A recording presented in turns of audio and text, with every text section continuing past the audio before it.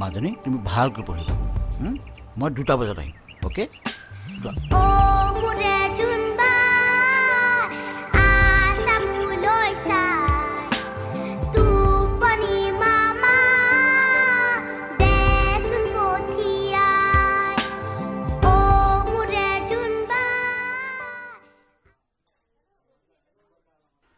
সব ঠিকে আছে প্ৰতিম হা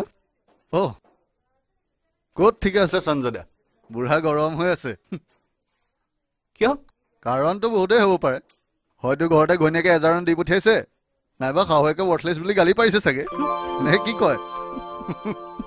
মুঠৰ ওপৰত ঘৰ যোৱা হয় সৰুৰেকৰ কোম্পানী জিএম হ'লে এনেকুৱা লাঞ্চনাটো সহ্য কৰিবই লাগিব আপোনাক বিচাৰি আছে মোক কিয় কিয় তুমি কৈছা কি সঞ্জয় তুমি এটা কথা ক'লে যদি মই ৰক্ষা পৰো তেতিয়াহ'লে তাত তোমাৰ আপত্তি কৰিবলগীয়া কি আছে মাত্ৰ এষাৰ কথাহে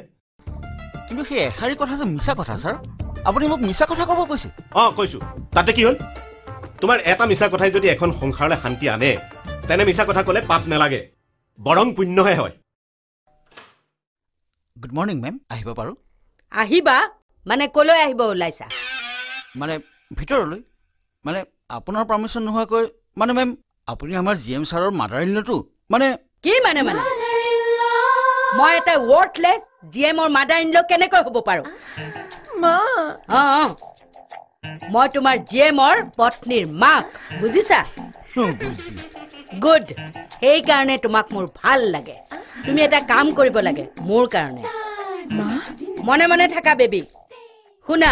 ব্ৰহ্মা মোৰ ছোৱালীৰ হাজবেণ্ড অফিচৰ পৰা আহোঁতে দেৰি কৰে কলৈ যায় কি কৰে সকলোবিলাক ইনফৰমেশ্যন মোক দিব লাগে ৰিপৰ্ট লাগেতো পাই যাব 2 বাজিল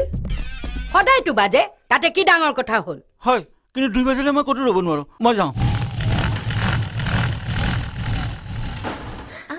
এওঁ দেখোন গ'লগৈ মা এই সঞ্জয়ো সেই ৱৰ্থলেছটোৰে মানুহ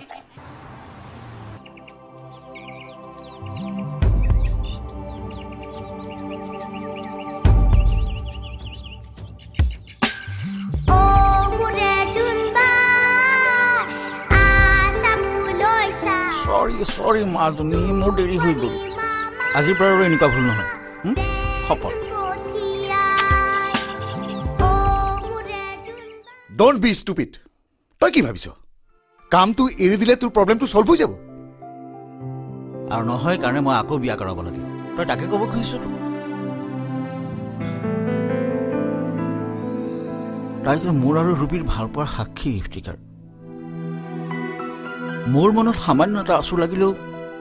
ৰূপীৰ আত্মাই দুখ পাব